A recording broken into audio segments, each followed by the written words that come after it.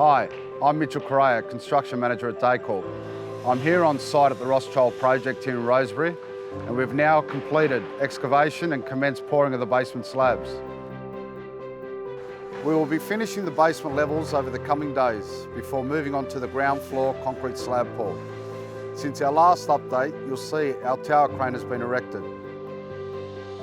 The Rothschild will house 176 contemporary apartments across 2 buildings, lovely outdoor areas, a communal music room and ground level restaurant and cafe. Designed by award-winning architects Angelo Candelepis, the European-inspired design includes a beautifully landscaped olive grove, rooftop terrace and communal open spaces. In the weeks ahead, our construction team will oversee regular concrete pours that will see progress on the building structure accelerate.